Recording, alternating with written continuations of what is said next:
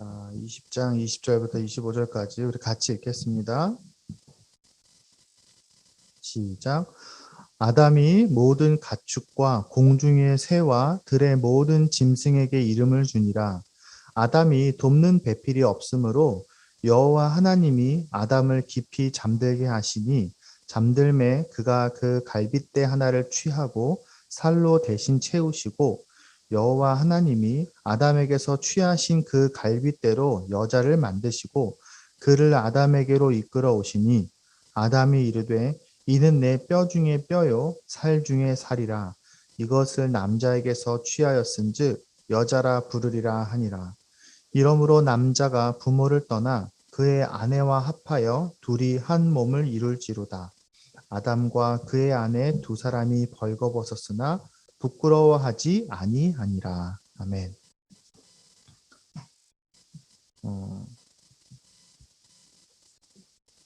이 사실 오늘 이 본문은 그 성경에 있는 하나님의 주례사 같은 거라고 생각하면 될 것 같아요. 주례사. 오늘 말씀은 신랑은 신부를 끝까지 사랑하겠습니까? 라는 제목으로 설교를 나누려고 합니다. 5월이 중순이 벌써 됐습니다. 오늘 스승의 날이기도 하고 벌써 날이 햇볕이 범상치가 않아요. 긴팔 입으면 더워요. 저는 덥더라고요. 열이 많아서 그런지 출근할 때도 최근에 반팔을 입습니다. 봄이 금세 끝나는 것 같아요. 혹시 영화 봄날은 간다라는 영화가 있는데 제가 이제 아내랑 봤던 기억이 있어요. 그 영화에 유명한 대사가 있습니다. 어떻게 사랑이 변하니? 이런 제목 대사가 있어요. 그 영화가 되게 한국 영화에서 되게 유명한 명대사 중에 하나라고 하더라고요. 사랑이 변한다. 오늘 이 설교를 준비하다 보니까 이 가사가 이 영화의 장면이 생각이 났습니다. 여러분 어떻습니까? 사랑이 변하는 것 같으세요? 여러분의 사랑은 어떻습니까? 사랑은 변할까요? 이 세상에 수많은 사람들이 사랑을 하는데 우리의 사랑은 어떨까? 오늘 설교는요. 주례사 한다는 생각으로 준비를 했습니다. 여러분 결혼식 하던 날을 한번 떠올려 봅시다. 결혼식 할 때 어땠었지? 이 설교를 통해서 그때의 마음을 다시 한번 생각해 봤으면 좋겠고요. 그럼 이제 유하랑 승현이는 이거 뭐야? 이런 생각이 들 수도 있는데 그래도 들으면서 자신의 미래에 대해서 생각해 봤으면 좋겠습니다. 결혼과 부부에 대한 생각을 가지고 이성을 보고 나중에 여자친구도 남자친구도 사귀고 해야 돼요. 그 밑그림이 없으면 길을 잃어버리기 쉽습니다. 그래서 오늘 설교가 유아 승현이에게도 도움이 될 거라 생각합니다.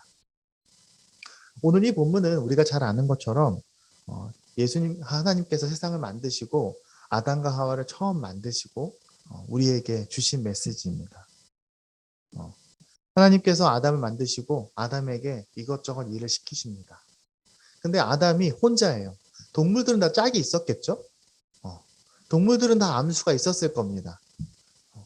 근데 아담은 짝이 없었어요. 어떤 사람은 아담이 훌륭해서 아담 혼자 살려고 했는데 아담이 좀 부족하니까 하와를 만든 거다. 이렇게 말하는 사람도 있습니다. 근데 그렇지 않아요. 왜냐하면 하나님은 처음부터 이 세상을 만드실 때 남자와 여자를 계획하셨어요. 여자가 없는 남자를 생각한 적이 없습니다. 왜냐하면 모든 생물이 다, 아니 거의 대부분의 고등 생물들은 다 암수가 있으니까. 아담의 몸을 보면요. 여성이 있을 수밖에 없어요. 그러니까 하나님은 처음부터 남자와 여자를 계획하고 인간을 만드신 게 맞아요. 다만 부부의 의미를 표현하기 위해서 오늘 본문처럼 남자를 먼저 만드시고 그가 좀 부족하니까 뼈를 빼서 여자를 만들었다. 이렇게 표현하신 겁니다. 그러니까 남자와 여자는 절대로 누가 더 우세하다, 열등하다가 아니에요. 동일합니다. 다만 오늘 말하는 것처럼 이 메시지가, 이 이야기 방식이 우리에게 전달하는 이야기는 아담과 하와를 하나님께서 함께 계획하셨고 그들을 하나의 몸에서 시작하게 하신 것처럼, 이렇게 표현한 것처럼 서로 사랑하는 관계로 묶으셨다. 그 얘기를 하는 겁니다. 그래서 오늘 본문을 통해서 우리가 배우자, 부부에서 무엇을 생각해야 되지, 잊지 말아야 될 것 세 가지를 이야기하려고 합니다. 첫 번째는요, 배우자의 행복으로 예배하라는 겁니다. 혹시 그런 얘기 들어보셨어요? 배우자의 행복으로 예배하라? 22절을 볼까요? 여호와 하나님이 아담에게서 취하신 그 갈빗대로 여자를 만드시고 그를 아담에게로 이끌어 오시니. 저 어릴 때는요, 진짜 남자는 갈빗대가 11개인 줄 알았어요. 이 성경 말씀 읽고, 아, 남자는 11개고 여자는 12개인가 보다. 그런 생각을 한 적이 정말 있었습니다. 네, 그렇지는 않아요. 다 12개 있어야 돼요. 한 개 없으면 큰일 납니다. 이 표현은 여기에서 나오는 건 하나님께서 이 남자와 여자를 만드셨던 그 하나님의 마음과 섭리를 보여주는 겁니다. 자, 전 세계 모든 나라에는요, 모든 문화권에 결혼이라는 제도가 있습니다. 결혼이 없는 나라, 아주 독특한 문화도 있긴 합니다. 부부라는 시스템이 좀 애매한 나라도 있긴 있어요. 진짜 특이한 경우. 하지만 인류 대부분의 역사를 보면요, 문명이 기록된 아주 초기부터 부부라는 시스템이 있었습니다. 왜 인류는요, 다른 동물하고 다르게 그냥 짝짓기를 하는 것이 아니라 결혼을 하고 부부가 될까요? 어떤 그 진화 심리학자들은 이게 인류가 진화하는 데서 발생한 과정에서 드러난 거다, 이런 얘기도 합니다. 하지만 저는 동의하지 않습니다.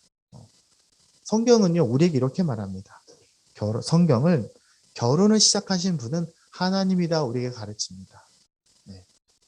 오늘 말씀을 보면요, 하나님이 세상을 만드시고 시작하신 첫 번째 시스템이 나옵니다. 이 세상을 다 만드시고 이 세상이 돌아가는데 제일 중요한 핵심, 제일 첫 번째 시작이 바로 부부라는 겁니다. 부부는 이 세상이 돌아가는 가장 기초적인 겁니다. 이 앞에 예수님, 하나님께서 이런 말씀 하셔요. 하나님이 자기 형상 곧 하나님의 형상대로 사람을 창조하시되 남자와 여자를 창조하시고 1장에 이런 얘기 나오는 겁니다.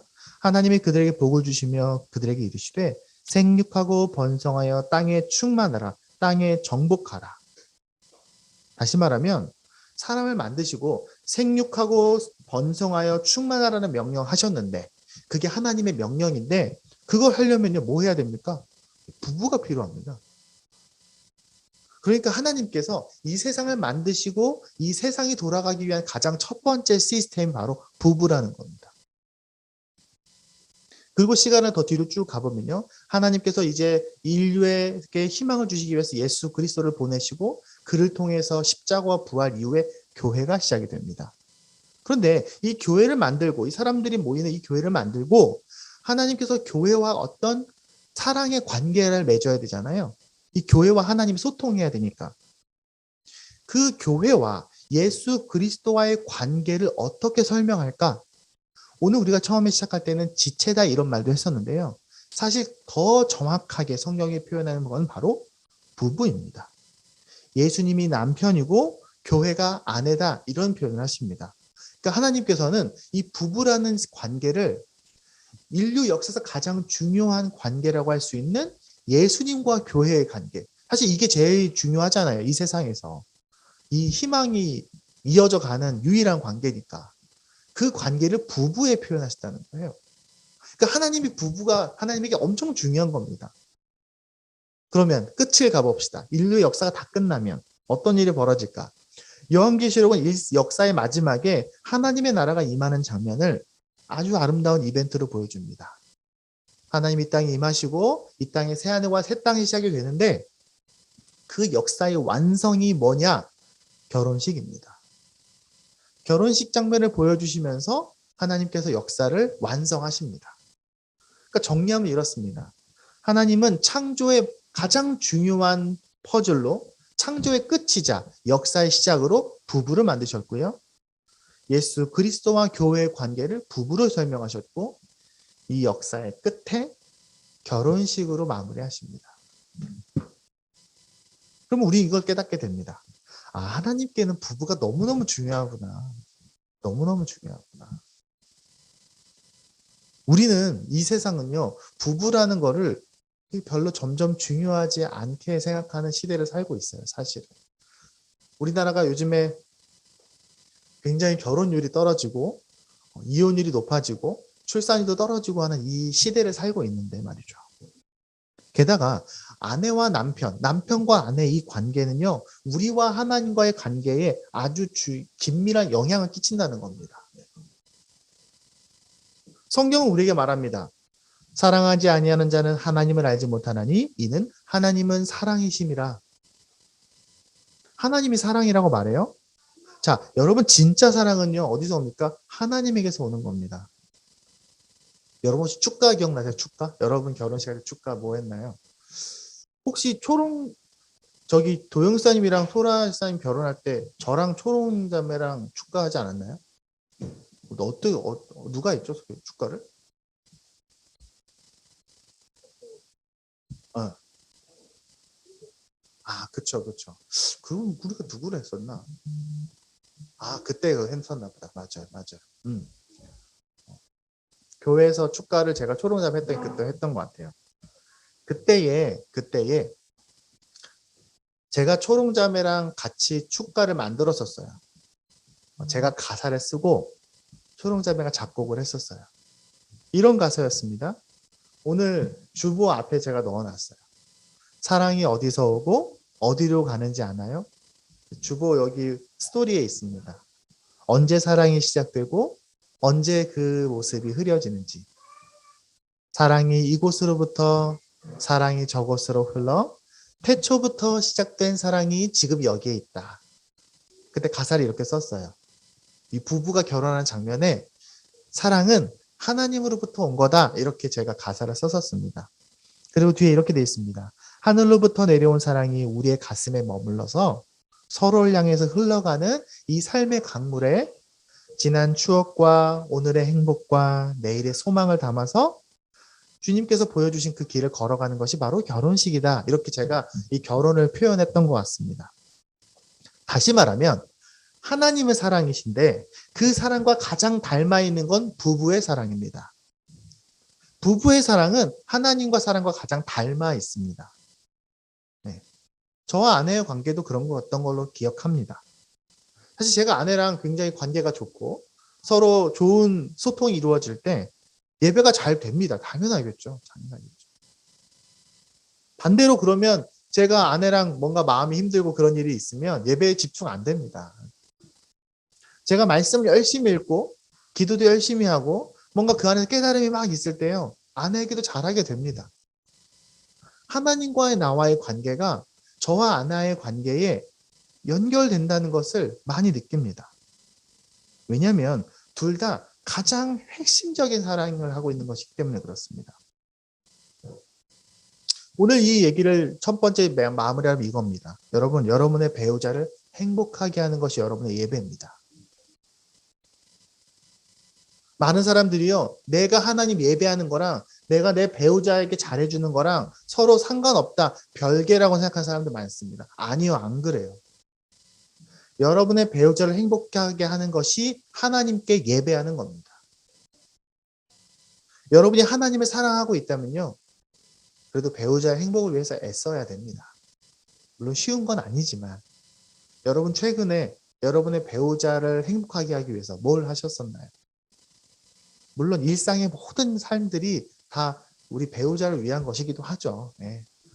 남편은 열심히 일하는 게 아내를 위한 것이고 아내도 열심히 그 주어진 역할들을 잘 해내고 회사도 다니고 또 아이들 돌보고 하는 그 모든 것들이 남편을 위한 것이죠. 하지만 또 한편으로 생각해야 돼요. 아, 그래. 내가 내 사랑하는 내 남편을 위해 아내를 위해 이걸 하는 거지. 생각할 필요가 있습니다. 그러므로 우리가 가장 소중하게 대해야 될 부분도 당연히 배우자입니다. 예배니까. 그 배우자를 행복하게 하는 힘은 어디서 나올까요? 그러면 당연히 하나님으로부터 옵니다. 우리는요, 우리의 힘만으로 배우자 사랑할 수 없어요. 내 힘과 내 능력과 내 경험만으로, 내 의지만으로 내 배우자 사랑할 수 있다? 아니요, 그건 큰 착각입니다. 내가 나이 먹어 할머니, 할아버지가 돼서도 서로를 사랑할 수 있는 힘은요, 오직 하나님으로부터 옵니다. 왜? 사랑이라는 것 자체가 하나님에게서 나오는 것이기 때문에 그렇습니다. 그러니까 우리가 하나님을 사랑하고 하나님께 사랑을 받는 것을 게을리 하지 말아야 배우자를 사랑할 수가 있어요. 하나님이 나를 사랑하심을 느껴야 배우자를 사랑하는 힘이 생겨요. 네. 그래서 오늘 첫 번째 얘기하는 건 바로 이겁니다. 여러분의 배우자를 행복하게 함으로, 사랑함으로 하나님을 예배하라. 두 번째는 이겁니다. 그래서 그 배우자를 행복하게 하는 것을 포기하지 말고 끝까지 지켜내라는 겁니다. 우리 23절에 보면요, 이렇게 아담이 말합니다. 아담이 이르되 이는 내 뼈 중에 뼈요 살 중에 살이라. 이것을 남자에게서 취하셨은즉 여자라 부리라 하리라. 남자의 몸에 있는 뼈를 꺼내서 여자를 만들었다라는 말을 하는 것은 고대의 히브리인들에게 생각에 뼈는 그 사람에게 가장 중요한 겁니다. 이 갈비뼈를 꺼냈다는 것 자체가 절대로 포기할 수 없는 내 삶의 가장 핵심 중에 핵심이라는 것을 표현합니다. 예전에 어떤 자매가 저한테 이런 질문을 했어요. 그땐 전도사님이었으니까, 전도사님, 제가 결혼하고 나서 다른 남자랑 사랑에 빠지면 어떡하죠? 이런 질문을 한 적이 있어요. 여러분 그런 생각 해봤어요? 결혼하고 나서 내가 다른 이성과 사랑에 빠지면 어떡하죠? 세상 사람들은요, 사랑에 빠지면 그거 벗어날 수 없다고 말하잖아요. 네. 그런 걸로 영화도 만들고 드라마도 만들고 이야기도 많이 하고 실제로도 많이 그렇습니다. 되게 이상한 질문이니까 여러 명이 저에게 그런 질문을 했어요. 결혼하고 나서 사랑에 빠지면 어떻게 합니까? 그래서 제가 이렇게 질문했습니다. 사랑에 빠진다는 게 뭔데? 유학생에도 나중에 그런 경험을 할 거예요. 이상을 보고 너무너무 좋은 감정이 들 때가 있을 겁니다. 사랑에 빠지는 게 뭐죠? 그러니까 그 친구가 이렇게 대답했죠. 남자를 보고 한눈에 반하는 거죠. 그래서 정말로 그 남자 때문에 막 인생이 다 그 남자에게 집중되고 거의 반 미치는 거. 그런 게 사랑에 빠지는 거 아닌가요? 이런 식으로 대답했던 것 같습니다. 그래서 제가 이렇게 대답했습니다. 표현을 이런 식으로 했어요.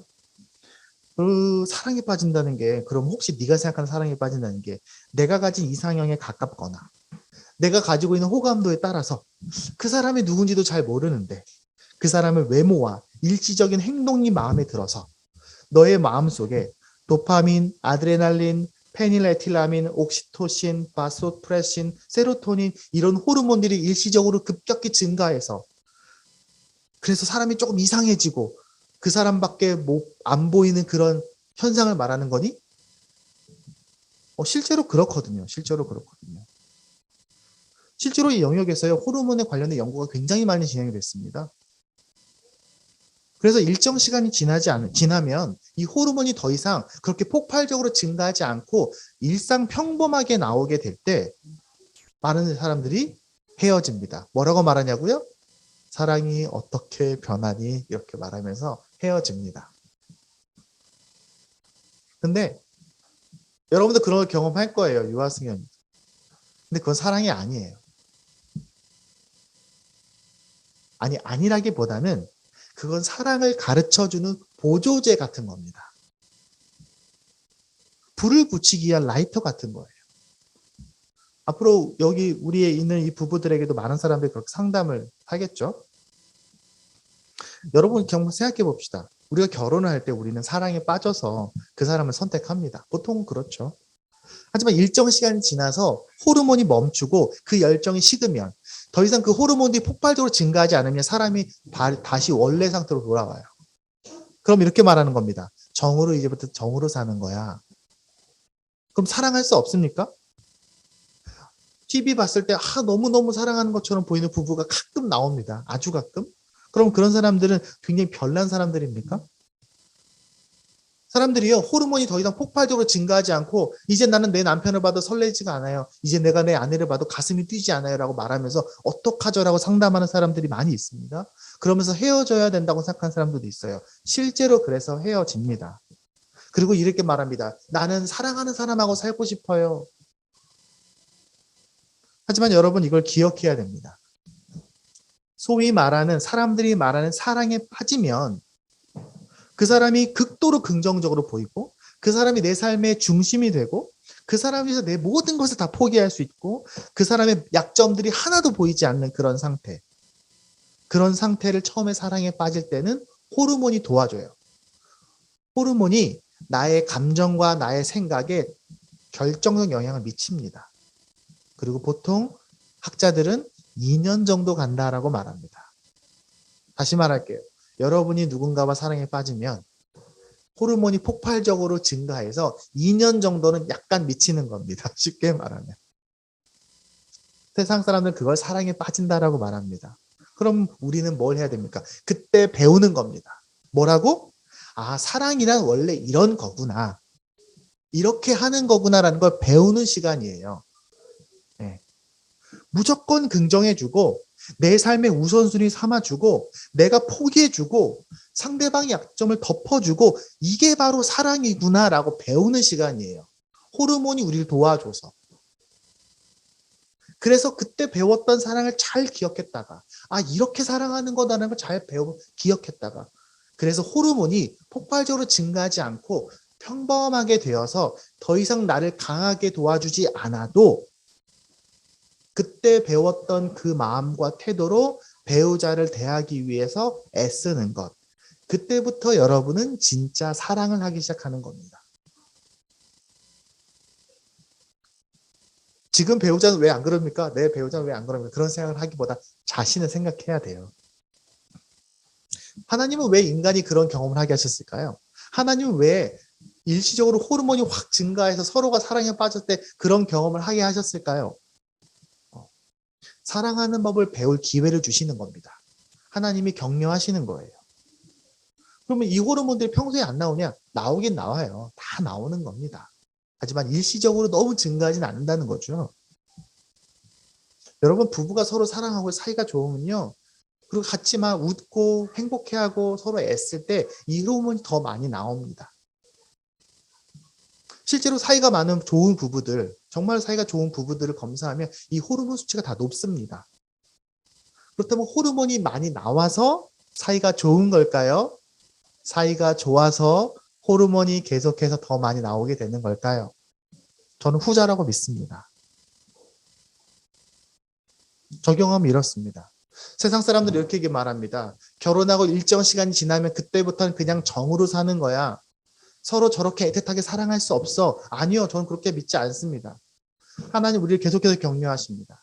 너희 생이 끝나는 날까지, 내가 허락하는 날까지 끝까지 배우자를 그렇게 사랑할 수 있어. 내가 계속 도와줄게. 너희가 나와 함께 관계를 잘 맺고 내게 사랑을 계속해서 받아간다면 내가 도와줄게. 여러분이 끝까지 사랑할 수 있어요. 끝까지. 제가 가끔 얘기합니다. 우리는요, 내 사랑으로 배우자를 사랑하는 게 아니에요. 하나님의 사랑이 나를 통해서 그 배우자에게 흘러가는 거죠.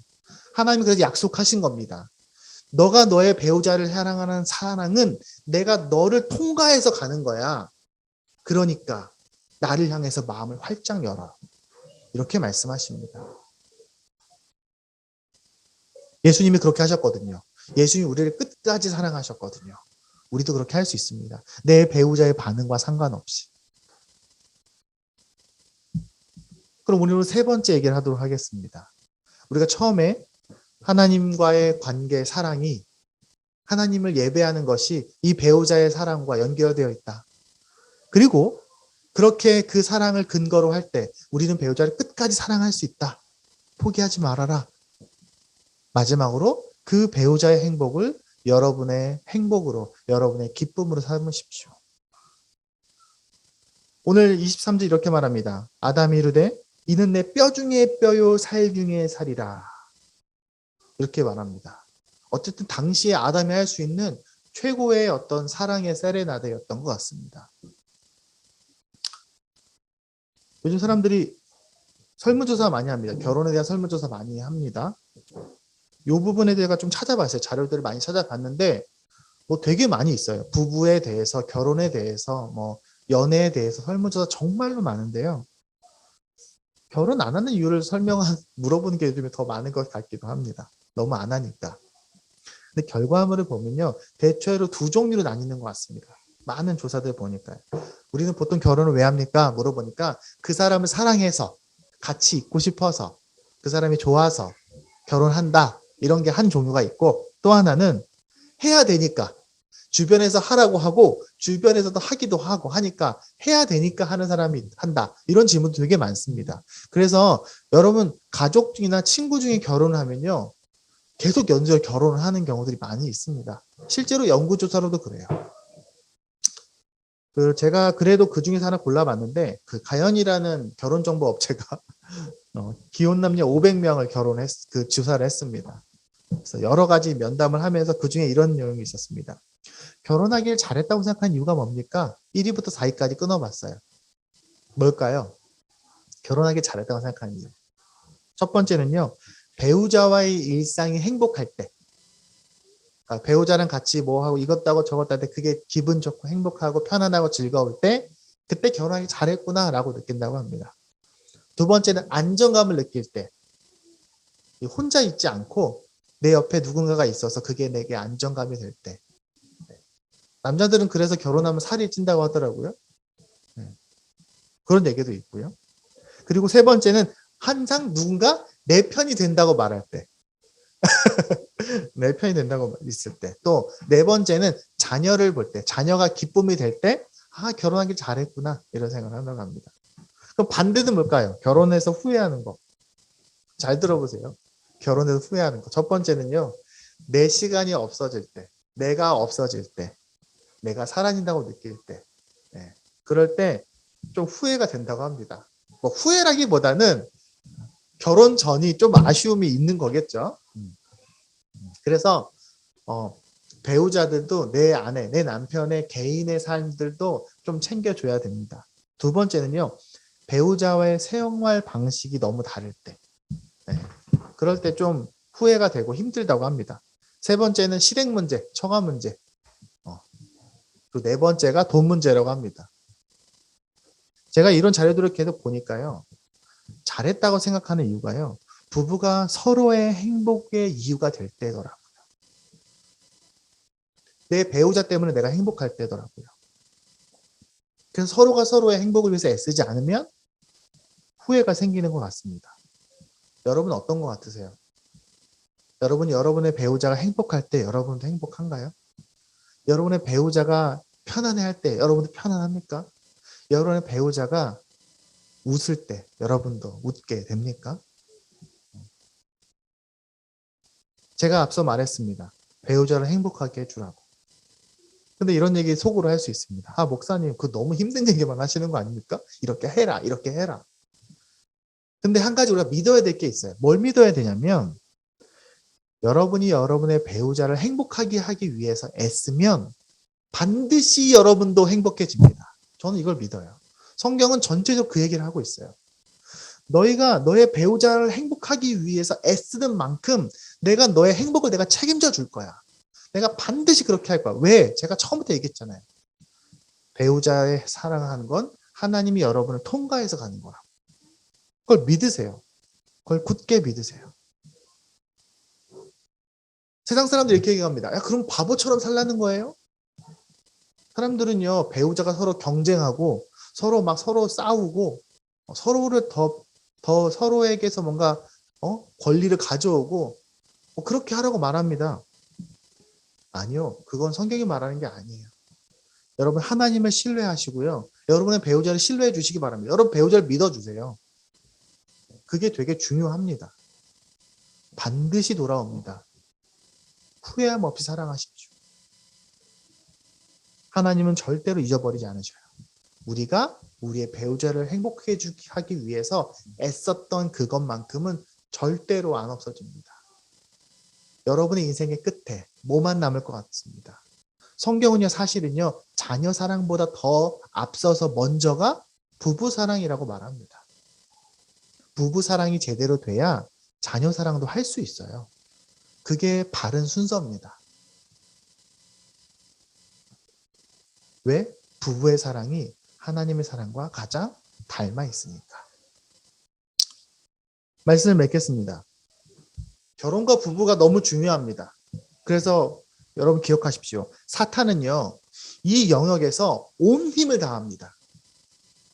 이 시대에 사탄이 제일 열심히 애쓰는 것 중에 하나는 부부 사이가 멀어지게 하는 것, 부부 사이가 서로 사랑하지 않게 하는 것에 온 힘을 다합니다. 여러분 아마 지금까지 정말로 많은 얘기를 들었을 겁니다. 세상에는요, 결혼과 부부의 관계에 대해서 아주 나쁜 농담이 정말로 많습니다. 우스갯소리다, 농담이다 말하면서 그런 게 너무 많아요. 네. 유아스견이 앞으로 많이 듣고 자랄 겁니다. 그런데 잘 생각해야 됩니다. 부부에 대해서 나쁜 농담은 정말로 나쁜 겁니다. 왜? 그건 우리의 인생을 흐트러뜨리고 우리의 인생을 망가뜨리는 가장 결정적인 영역에 해당하는 것이기 때문에 그렇습니다.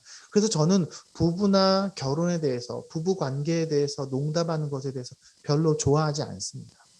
웃을 일이 아니에요. 또 부부나 결혼에 대해서 참 쓸데없는 조언이 너무 많습니다. 너무 많아요. 아마 유아승현이도 앞으로 TV에 보면요, 많이 들을 겁니다. 주위에서 많이 들을 거예요. 연애는 이렇게 하는 거야. 남자는 이래. 여자는 이래. 연애는, 결혼은 이렇게 하는 거야. 결혼하면 이런 일 생겨. 정말로 많이 들을 거예요. 네. 정말로 단언하건데 99.9%는 쓸데없는 얘기고요. 나쁜 얘기입니다. 사실은 그래요. 그래서 고민해야 됩니다. 지금부터 고민해야 돼요. 왜냐하면 지금부터 이제 이성들이 눈에 들어오기 때문에 그래요. 물론 사는 게 힘들기 때문에 배우자 사랑하는 거 잘 안 될 수도 있어요. 그래서 다른 사람이 내 배우자가 나에게 어떻게 하는가에 애쓰지 말고 내가 내 배우자에게 어떻게 할 것인가, 그런 얘기를 생각을 하시기 바랍니다. 제가 예전에도 한번 그 얘기했는데 이효리 씨가 이상순 씨랑 TV에 나와서 너무 알콩달콩 잘 사는 모습들을 보여주니까 사람들이 되게 질투했다고 합니다. 야, 어떻게 저 부분은 저렇게 서로 말도 예쁘게 하고 어떻게 저렇게 저 부분은 서로 잘 사나? 그러니까 이효리 씨가 나와서 이렇게 얘기하더라고요. 우리는 돈이 많고 시간도 많고 여유가 있고 벌어놓은 게 많아서 이렇게 살 수 있는 거라고. 하루 종일 열심히 일하고, 왜냐면 그들은 자녀들도 있고 하루 종일 회사에서 고생하면서 애쓰고 온 사람들, 서로 부부에게 좋은 말 나가지 않는다고. 그러니까 우리 부러워하지 마세요, 이런 얘기 하더라고요. 전 참 그 말이 맞다고 생각합니다. 그러니까 우리가 서로의 배우자에 대해서 애써야 됩니다. 그리고 그 애쓰는 힘은 하나님이 부어주십니다. 지금 생각하니까 여기 두 부부 다 우리 최영 목사님이 주례를 하셨네요. 기억나십니까?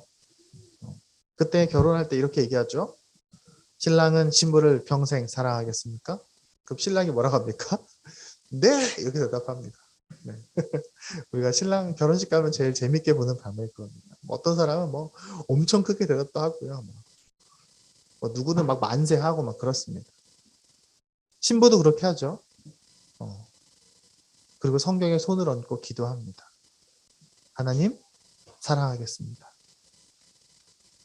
물론 그때도 기억나시겠지만 정확하게 기억이 안 난다면 오늘 이 세 가지를 기억하십시오. 첫 번째는 하나님과의 관계에서 배우자의 행복으로, 배우자의 기쁨으로 하나님을 예배하십시오. 배우자 사랑은 하나님 사랑입니다. 두 번째는 배우자와의 관계입니다. 배우자의 행복을 끝까지 지켜내십시오. 할 수 있습니다.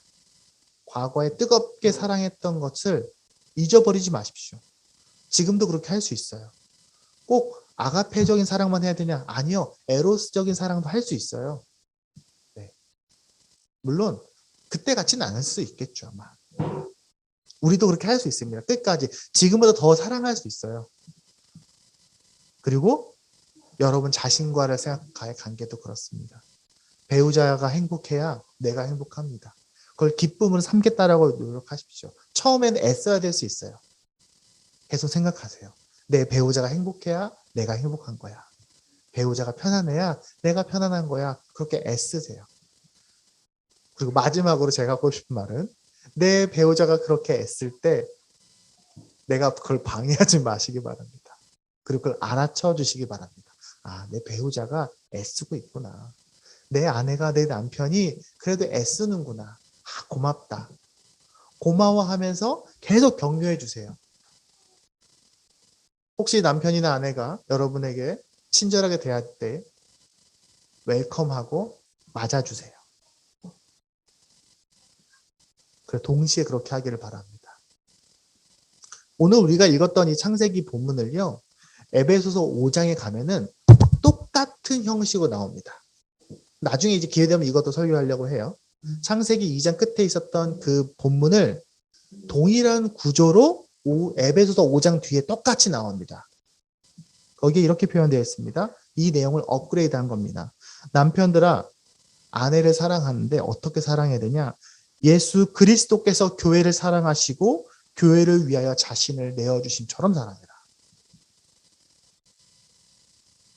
아내들아, 남편을 사랑할 때 예수 그리스도께 순종하고 무릎을 꿇는 것처럼 남편을 사랑해라. 부부의 사랑은 그래서 하나님의 사랑과 닮아 있고 이어져 있습니다. 이게 바로 사실은 신앙의 핵심입니다.